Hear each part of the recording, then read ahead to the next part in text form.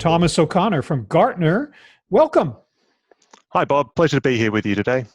Thomas, what can manufacturers and retailers learn from the lesson of China, which is just beginning to emerge from its own lockdown, both in a negative and a positive sense? Sure, Bob. Really good question. And we've actually been doing a research study of what's been happening in China post-lockdown. And whilst we in the West are still very much in lockdown for many of us, or just emerging from lockdown, China started to emerge from lockdown back in March. And actually at the start of March, really, they started to emerge. So we've seen that they're actually a lot further through this path, and certainly they have different conditions there. We all know about the political differences that exist in China, etc.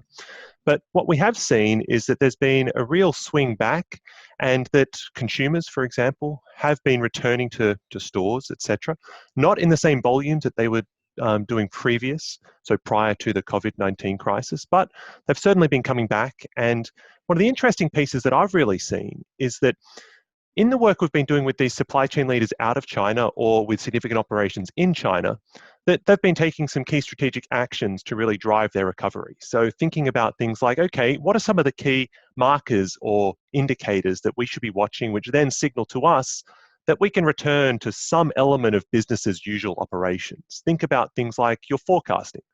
Obviously, a lot of businesses have really struggled on the forecasting side at the moment because demand is so unpredictable.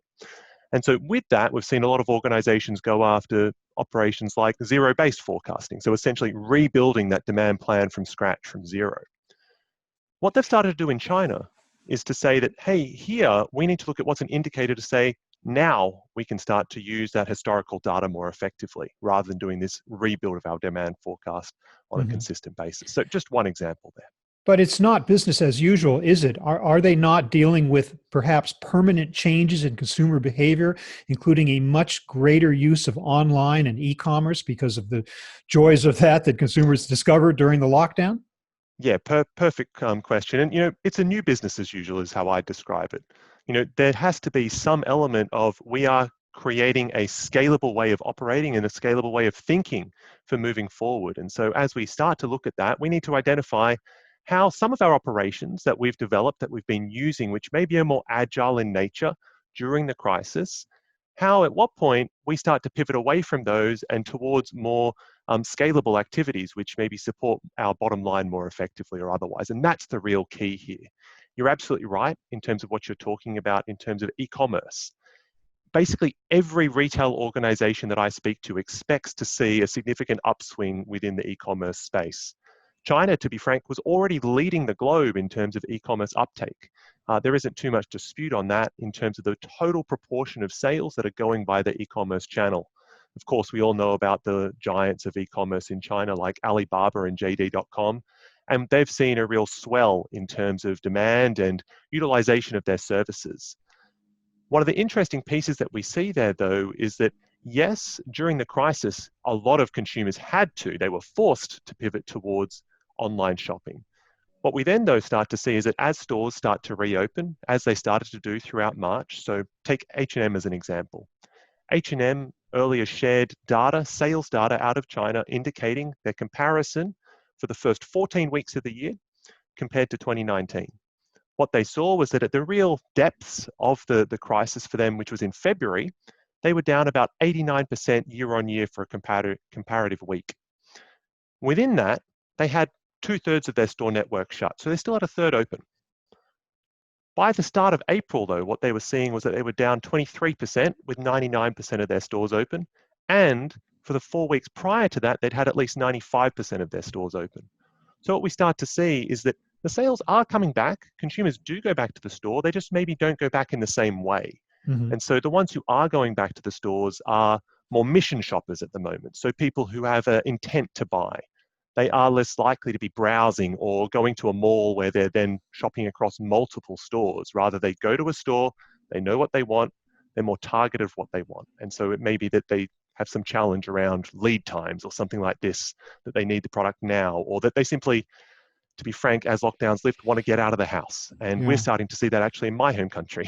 Hmm. There's Have you now looked reports. have you Sorry. looked at food and groceries specifically? Because that's an area in which a lot of consumers might have thought that they didn't want to touch in terms of e-commerce. And now they found out that it's really quite convenient. And a lot of them maybe are converts. So are we seeing a big shift in that area as well? Yeah, so this online grocery space was a bit more, I guess, prominent in the major cities of China than what we see in, for example, the United States.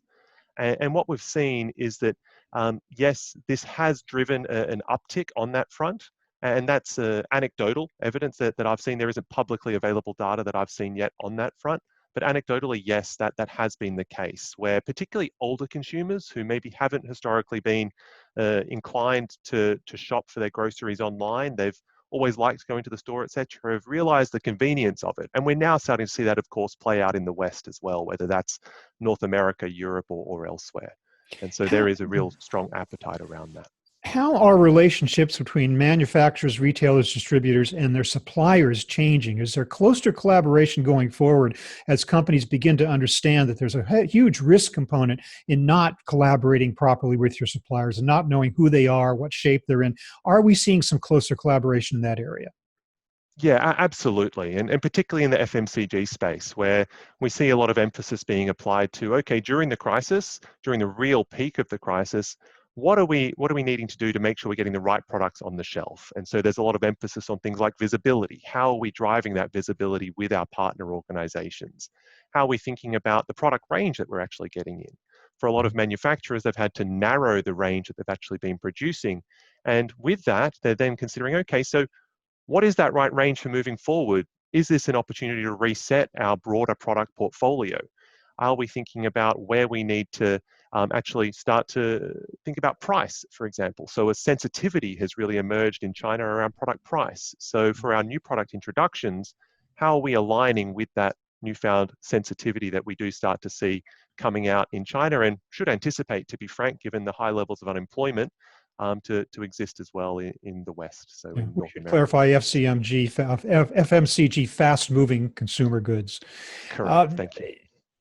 in terms of any obstacles that might exist to greater collaboration, though, between suppliers and their buyers, I imagine information sharing could be a little bit of a bump in the road, especially if suppliers are considering that to be proprietary, if they don't want to share, if they don't want to collaborate on that score.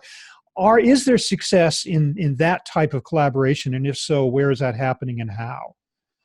Historically, what I've seen is that there's been a real differentiation between the retail buyers and how they want to try to collaborate and how the manufacturing people want to collaborate as well. And so there's this real differentiation there where the manufacturers are looking to deeply collaborate with their top customers and more segmenting who they're collaborating with and being very targeted.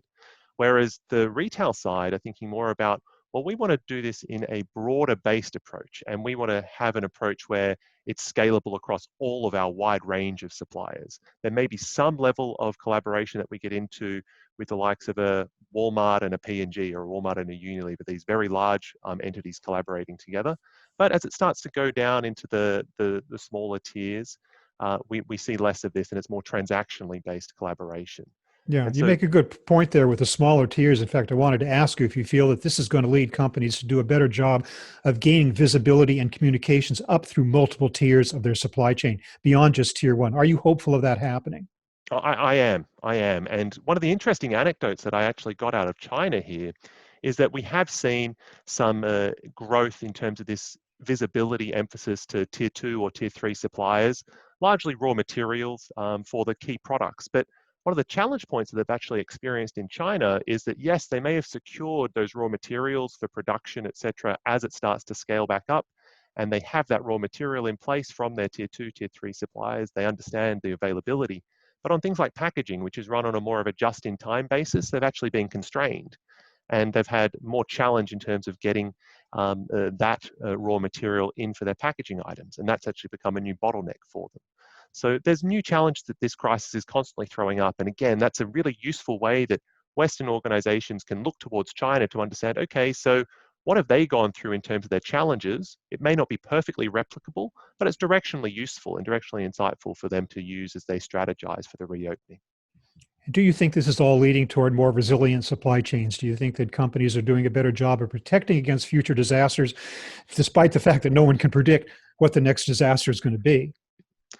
Well, it's obviously a lot more front of mind for the C-suite, and that therefore necessitates increased emphasis. So, are we seeing increases in things like safety stocks? Yes, we're hearing about that. We are seeing businesses trying to think a bit more strategically in this front. So, just consider if there's a second wave of COVID-19.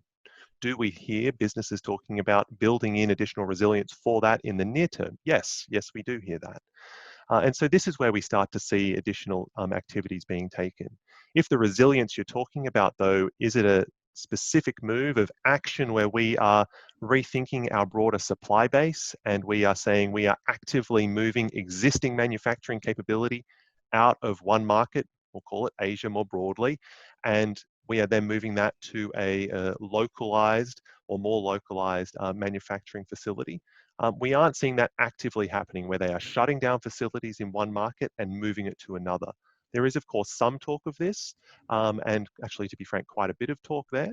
But it's more that where we see localization of manufacturing capability, where new production capabilities are needed. That's where the discussion is more likely to be. So we're not necessarily dealing with a big irony where the one big lesson you learned from China is to stop producing in China. You're not really seeing that happening to any great degree. uh, the discussion is there. The action to actually enable that isn't something that you can just click your fingers and make happen, and that's the reality of it. So whilst businesses may be looking at taking steps towards that, the actual actions of shutting down a facility in China, Asia more broadly, and moving it to the West, we aren't seeing that actual activity on the ground happening just yet. Yeah. Well, some excellent insights into how we might learn some lessons from China and create better supply chains going forward. Let's hope that companies remember these lessons on a more permanent basis than they have in the past. But Thomas O'Connor from Gartner, I want to thank you so much for being with us today to explain all this. Thanks very much. Really appreciate the time today, Bob. Stay safe. Take care.